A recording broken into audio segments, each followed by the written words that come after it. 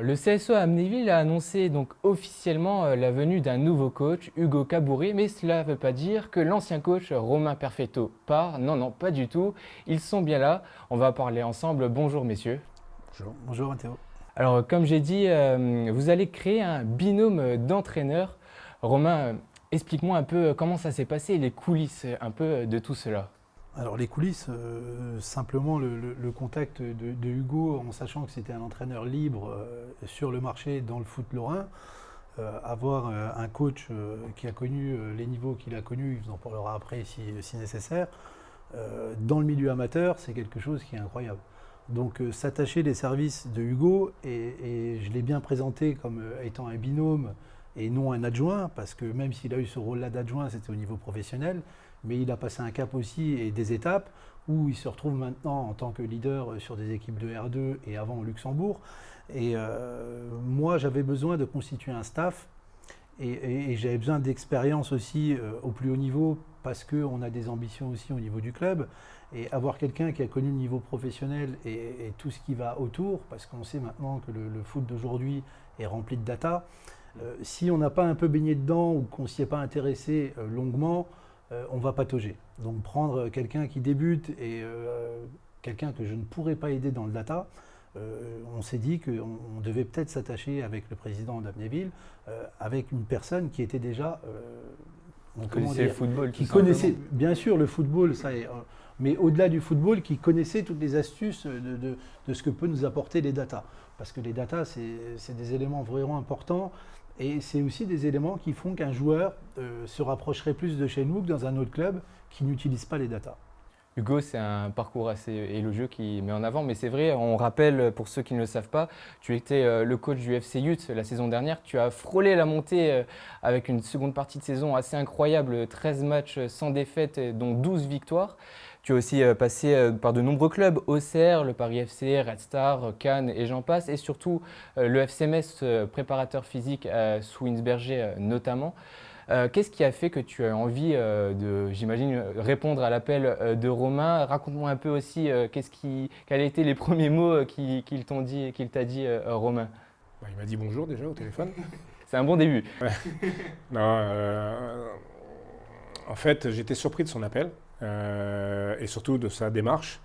Euh, Moi, ayant travaillé dans plusieurs staffs différents à différents niveaux et avec différentes nationalités et cultures dans le monde entier, c'est vrai que pour moi, la particularité de staff est vraiment forte, très importante. Et en fait, c'est surtout à ça que j'ai été très sensible.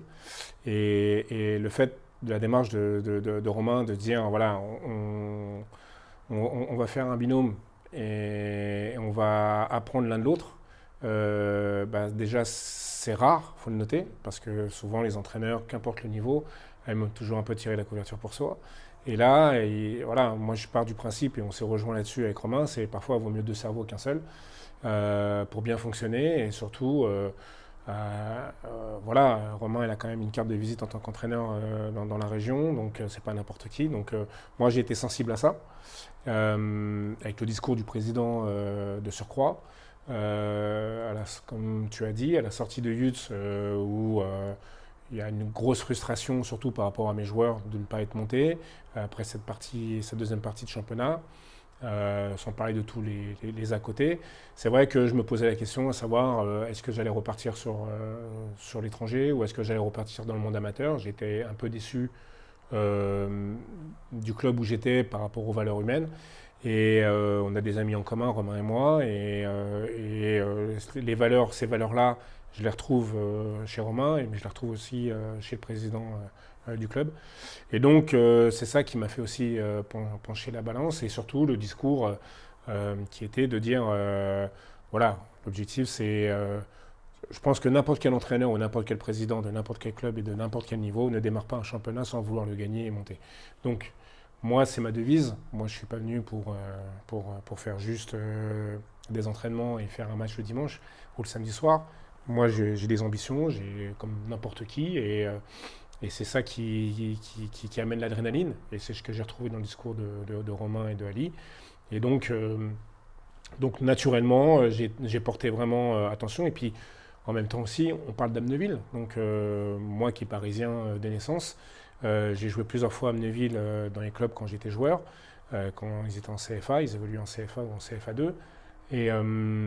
Et pendant des décennies, ça a été quand même le deuxième club de la région. Donc à un moment donné, il faut peut-être remettre le club à la place où il doit être. Et tout ce qui s'est passé avant et après, moi ça ne m'intéresse pas. Moi, c'est le moment T, c'est la collaboration avec Romain. Et je pense qu'on va faire du très bon boulot ensemble. Et c'est ça qui est le plus important, quoi. On va parler football, objectif, etc. Mais moi, j'aimerais bien savoir depuis quand et où vous vous connaissez, comment s'est faite voilà, cette rencontre. Alors moi j'ai entraîné un joueur quand j'étais à l'APM qui est kiné, donc Thibaut Monnier pour le citer, qui est un petit peu kiné au FC Metz en remplacement ou à l'US Thionville. Et donc Hugo a été maître de sa thèse, c'est ça, hein. C'est ça. Quand il a dû préparer donc, son diplôme de préparateur physique, il l'a fait sous la tutelle de Hugo. Donc on en avait parlé un petit peu, moi j'avais eu Thibaut au téléphone, je lui ai dit écoute je vais appeler Hugo, tu crois que ça va l'intéresser? Et puis il m'a dit tente, mais il dit qu'il ne tente rien n'a rien et c'est la vérité. Et après je savais que ma démarche n'était pas comme peut-être d'autres coachs pourraient faire. Moi avoir toutes les lumières sur moi je m'en fous un petit peu. Moi ce qui compte maintenant une fois que je suis à la tête d'une équipe, et une fois qu'on a fait connaissance avec le président et qu'on connaît l'histoire d'Amnéville, c'est de se dire que voilà, on doit apporter à nos joueurs un staff cohérent. Et puis aller trouver des personnes dans un staff, c'est compliqué parce que tout le monde veut prendre la place de l'autre. Hugo, il a eu cette place d'adjoint en étant très discret toute sa carrière presque. Maintenant qu'il arrive au niveau amateur, c'est normal qu'il soit pas en second plan. Moi, j'ai pas envie non plus de me cacher derrière Hugo, donc je resterai là au même niveau que Hugo. Il n'y a pas de numéro 1, on n'est pas obligé de se dire, ou c'est sûr qu'un joueur a envie d'avoir un référent, mais si ça se passe bien entre nous deux, ça se passera très bien avec les joueurs. Justement, évoquons-le, c'est très rare, c'est atypique quand même d'avoir un binôme de coach à la tête d'une équipe première, que ce soit dans le sport de façon globale ou au sein du football mosellan. C'est arrivé par exemple en début de saison dernière à Amanvillers en 2025, Eric Cortinovi et Eric Larose. Moi j'ai envie de poser une question qui pourrait être très simple mais comme très compliquée, j'imagine que vous l'avez évoqué, mais qui va faire quoi tout simplement? Qui s'occupe de quoi? Est-ce que c'est complémentaire, j'imagine, mais est-ce que certaines séances, c'est plutôt toi, Hugo, qui va diriger, plutôt toi, Romain, un aspect tactique? Est-ce qu'il y a vraiment une certaine cohésion forcément, mais comment ça va s'ajuster tout ça?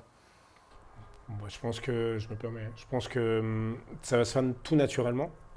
J'ai une certaine appétence pour certains domaines. Et il l'a dit juste avant par rapport aux data, sur la préparation physique. Donc voilà, sans rentrer dans les détails, on a fait la reprise, on a signé une date sur la reprise. Moi, j'ai planifié en fonction des matchs amicaux qu'on va faire et du premier match de championnat. J'ai une certaine vision de la chose en tant que prépa, mais aussi en tant qu'entraîneur. Donc, je le propose à Romain, on en discute. Tu penses que c'est bien, c'est pas bien. Voilà, il va m'apporter et je vais lui apporter. Donc, dans ce domaine-là, déjà, je vais lui apporter déjà sur la planification, sur la prépa et sur la prévention. Derrière, après. Je vais prendre le modèle. Moi, je suis très foot américain ou je suis très rugby. On va prendre le rugby tout simplement. Il y a des coachs, il y a des entraîneurs d'avant, des entraîneurs d'arrière. Il y a un head coach, un manager général. On va prendre Galtier, l'équipe de France.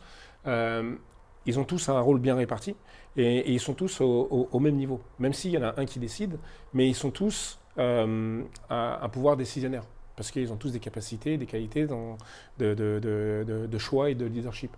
Donc, moi, je pense que, et là, je te parle sans même en avoir discuté réellement avec Romain, mais je pense que ça va être dans ce style-là, ça va être exactement dans ce style-là. Vous vous rendez compte de la chance qu'on a et la chance que les joueurs, il faut qu'ils en prennent compte aussi. Parce que quand on va scinder le groupe, par exemple, un mercredi où on veut travailler un peu de tactique, je vais pouvoir prendre la défense, il va pouvoir prendre l'offensif. Ah oui, parce qu'on rappelle, vous étiez le gardien à votre formation. Mais ça ne m'empêche pas de prendre aussi des séances offensives et peut-être lui de prendre aussi Romain des séances défensives. Et à un moment donné, sur le ressenti qu'on peut avoir sur une semaine ou sur un match, on va dire voilà, tiens, on va se répartir et pouvoir scinder le groupe en deux pour pouvoir travailler correctement sur des parties bien précises. Je trouve ça un énorme avantage, que ce soit en tant que coach. Parce que moi, par exemple, l'année dernière, j'étais tout seul pour 40 joueurs. comment voulez-vous qu'on puisse peaufiner certaines choses? C'est compliqué. Et donc là-dessus, forcément, ça va être un gain. Et comme il l'a dit Romain, il ne veut pas tirer la couverture vers soi. Moi, je n'ai pas un ego surdimensionné. Ça va être l'objectif, c'est de travailler ensemble et de réussir ensemble. Donc, ça va se faire normalement, logiquement. C'est une personne intelligente. Je ne pense pas être totalement bête. Donc, non, ça va se faire tout à fait naturel. Naturellement, c'est le mot. Vous avez évoqué aussi un petit peu pour atteindre vos objectifs. À demi-mot déjà, potentiellement la montée. Est-ce qu'on l'affiche déjà clairement, Romain, Hugo, sachant que l'année dernière, le club était quand même dans une situation délicate, ces dernières années aussi, financièrement notamment. Est-ce qu'on affiche déjà des ambitions assez hautes pour le club? Nous, ce qu'on veut, c'est de la stabilité. J'en avais parlé quand on s'est J'allais le vu ressortir au en mois de plus. janvier. Le fait que je reparte sur une saison, c'est preuve de quelque chose aussi. Il faut savoir que nous, sur la deuxième partie de saison, à Amnéville, on finit dans les 5 premières places, avec des beaux matchs, notamment contre Sedan, où on perd 1-0 à la 70e alors qu'on rate un pénalty avant. On a des équipes qui sont venues chez nous, qui n'avaient pas perdu de match comme Cormontreuil, mais qui vient gagner chez nous, mais de justesse, parce que sinon on marque les premiers, le match est complètement différent. Donc voilà, nous, notre rôle encore à tous les deux, on ne l'a pas défini, pour être honnête avec toi, Mathéo, parce que c'est la question que tu nous poses avant. On ne sait pas encore qui va faire quoi, mais on sait qu'on est là tous les deux et qu'on va s'entendre. Moi, j'en suis persuadé. Pourquoi? Parce qu'on n'est pas bêtes tous les deux, on sait réfléchir. À un moment donné, je saurais me mettre en retrait. Je pense que lui, à un moment donné, saura se mettre en retrait sur nos interventions. Même si on n'est pas d'accord, après, ce sera la force d'un binôme. Et deux têtes valent mieux qu'une, et ça, on est bien d'accord avec ça. Et dans un staff, vous regardez les staffs de tous les clubs, il y a 4-5 mecs dans un staff. Nous, on est deux. On est deux, on va fonctionner comme ça. Il manquerait encore peut-être un coach et gardien. Vous ne serez si c'est une casquette que je me permets de te couper, mais vous ne serez que deux. Il n'y aura personne d'autre ou peut-être parfois d'autres personnes qui viendront vous aider ou pas du tout? Ok. Bon, on ne sait jamais. C'est vrai que des fois, il y a certains staffs, ils appellent certaines personnes. C'est vrai que ça reste du football amateur, mais tout de même.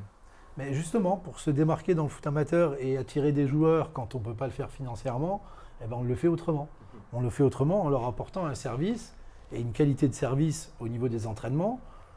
Le président au niveau des infrastructures et de tout ce qu'il peut proposer aux joueurs. Donc c'est là qu'on se rend compte que Amnéville évolue dans le bon sens sans en faire de trop non plus. On peut pas, on connaît la situation du club, quelle a été la situation du club, et nous on sait ce qu'on a envie de faire à Amnéville. On a envie de lui redonner une place. Hugo est quelqu'un, c'est un gagneur, je suis un gagneur aussi. L'objectif, parce qu'on ne veut pas se mettre de pression et ni la mettre aux joueurs, parce que nous la pression on ne l'aura pas. On est en foot amateur. Notre président ne nous mettra jamais de pression parce que c'est un mec qui est vraiment humain. Et si on doit monter, on le verra au fur et à mesure. Si on arrive au mois de janvier, qu'on est dans un trio de tête ou qu'on est sur un haut de tableau, eh ben on fera le nécessaire peut-être pour un recrutement supplémentaire au mois de janvier, même si ce n'est pas l'objectif, mais pour essayer d'être le plus haut possible. Et justement, le plus haut possible, forcément, quand on pense à ça, on pense à l'échelon supérieur. Je ressors les citations de notre dernière interview il y a 6 mois. Vous me disiez donc que tout est en reconstruction dans le club. C'était donc il y a 6 mois. Il faut éteindre le feu, retrouver de la stabilité et construire un groupe motivé. Parlons du groupe justement. Est-ce qu'il y a des mouvements? Est-ce que justement on garde cette stabilité, on garde l'effectif actuel tout en apportant une certaine touche? Je ne sais pas, Hugo par exemple, raconte-moi un peu. Garder une certaine stabilité. Moi, je me repose beaucoup sur le ressenti et le vécu de Romain sur les mois qu'il a fait. J'ai vu beaucoup de matchs d'Amnéville, tous ceux qui ont été enregistrés, je les ai déjà tous vus. Ce qui m'a permis de me donner déjà une cartographie de l'effectif. On a rajouté quelques éléments sur un plan offensif comme sur un plan défensif, de ma part et de la part de Romain. Donc voilà, comme je rejoins un peu les propos de Romain, il n'y a pas besoin de se fixer des objectifs, que ce soit le président, que ce soit une personne du bureau ou quoi que ce soit. À partir du moment où vous vous investissez, comme le fait le président, comme le fait les gens autour du club, et comme nous on va le faire, forcément on a des ambitions. Moi je ne vais pas me cacher, moi je ne joue pas pour gagner, je joue pas pour perdre ou je ne joue pas pour faire un match nul, je joue pour gagner. Donc à partir du moment où on gagne les matchs, forcément, on va se rapprocher du haut. Donc, je ne me pose pas la question. Et après, ce n'est pas non plus se mettre une pression de le dire. Donc, parce que si on vient simplement pour jouer au ballon, on ne fait pas de football de compétition, on fait du football amateur entre copains. Et il faut que les joueurs en sont conscients. Je pense qu'ils en sont conscients. Ouais, tout le monde en est conscient. Je voudrais bien voir, moi, un éducateur ou un entraîneur devant une caméra en train de dire non, écoutez, j'en ai connu. J'ai connu un président il n'y a pas très longtemps qui me disait que c'était une transition. Donc, transition, c'est où vous finissez moitié tableau. Moi, ce n'est pas ma mentalité, ce n'est pas la mentalité de Romain. Et puis les joueurs qu'on a, ce n'est pas leur mentalité là. Donc, parce qu'ils savent dans quel club ils sont, avec le passif qu'ils ont. Donc, arrivera ce qui arrivera. Un grand entraîneur disait, on voit, faut pas perdre les 8 premiers matchs, il faut pas perdre les 8 derniers. Et après, on verra comment ça se passe. Donc, on est dans l'objectif, c'est de stabiliser, comme disait Romain, parce qu'il y a eu des choses qui se sont passées dans ce club pendant des années, de stabiliser humainement, c'est ce que fait le président, en gardant en place Romain et en accédant à ses directives et à ses envies. Garder une ossature avec les joueurs pour pouvoir construire, les jeunes. Romain il est très très attentionné à ça avec notre équipe des 23. U20, excuse-moi. U20. Et donc voilà, pour moi c'est logique d'afficher des ambitions, comme tout club doit afficher. Après il y a aussi l'adversité qui sera présente. Donc voilà. Justement, je voulais terminer un peu sur ça. Vous l'avez beaucoup évoqué, le président Ali Méchéri qui est donc arrivé en fin d'année 2025. Quel est son discours, ses objectifs à court terme? C'est bien sûr retrouver une certaine stabilité, vous l'avez bien dit. Et à long terme, j'imagine forcément retrouver un niveau d'antan du CSO Amnéville. Les jeunes, j'imagine que c'est aussi au cœur du projet. Donc, quel est le projet finalement un peu plus à long terme présenté par le président, le discours global? C'est quoi concrètement? Le discours global, il est déjà, premièrement, c'est de prendre du plaisir. Et qu'on prenne du plaisir, et plus on le fait à un haut niveau, et plus c'est gratifiant pour nous les entraîneurs, pour les joueurs. Donc il ne nous met pas de pression à se dire il faut qu'on soit là à tel et tel moment. Il veut que ça se passe bien et nous mettre dans les meilleures conditions. Ça, c'est quelque chose que j'ai apprécié quand il me l'a dit. Il m'a dit, moi, je veux vous mettre dans les meilleures conditions. Comme nous, on ferait pour nos joueurs. On veut les mettre dans les meilleures conditions. Donc moi, seul, je ne pouvais pas y arriver. Les mettre dans les meilleures conditions. Et l'apport de Hugo qui va venir. Et on pourrait se rencontrer peut-être au stage, une fois au stage ou quand nous, on fait la prépa, pour vous montrer ce qu'on est capable de faire avec Hugo, avec le suivi qu'il y a derrière. On en a déjà discuté ensemble, hein. C'est le joueur, il a fait son entraînement ou son match. Dans l'heure d'après, il va regarder sur son téléphone les courses qu'il a pu faire, combien de kilomètres il a couru, combien à haute intensité. Voilà, il y a plein de choses qui rentrent en compte. Il y a la vidéo aussi qui va venir derrière. Un travail d'analyse vidéo, c'est énorme. Pour analyser un match, de ce que j'ai pu lire, c'est à peu près 26 heures pour un match. Pour analyser, séquencer le match, c'est 26 heures de travail. À peu près, quoi. C'est ce qui se dit dans les documentations, quoi. Donc, moi, le temps-là, je ne l'ai pas. Hugo, qui aussi a une vie professionnelle, nous, on ne vit pas que du foot. C'est notre passion. Moi, ça a toujours été ma passion, ça l'est devenu un peu plus pour Hugo. Donc, le fait d'être à deux, on peut peut-être moins se libérer quand on a un emploi du temps assez chargé. Donc, le fait d'être à deux, ça va nous aider. Ça va nous aider. Hugo, je te laisse le mot de la fin. Qu'est-ce que justement tu as envie de dire aux supporters pour la saison à venir? Venir avec un œil nouveau, venir avec un œil pour prendre du plaisir, comme disait Romain, puisque l'objectif c'est quand même qu'on prenne tous du plaisir. Je dis souvent, et c'est un petit peu antinomique par rapport à ce que je dis à mes joueurs, parce que très souvent, quand je suis en position de coach, je dis souvent, je joue pour nous, je ne joue pas pour eux. Donc quand je dis eux, c'est les supporters, les gens dans la tribune. Moi, ce qui m'intéresse, ce n'est pas forcément de bien jouer, ce qui m'intéresse, moi, c'est de gagner. Mais l'objectif, c'est que c'est vrai que c'est prendre du plaisir, comme disait Romain, voir les choses qui se mettent en application, que ce soit individuel comme collectif, et surtout voilà, recréer cette stabilité qu'a besoin le club, qu'a besoin les gens, que les gens ont besoin et qui travaillent dans ce club-là, et puis voir un petit peu ce qu'il en est.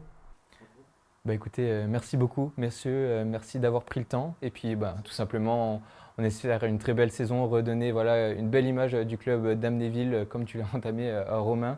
Et puis bonne saison à vous en tout cas. Merci Merci à toi, Mathéo. Mathéo.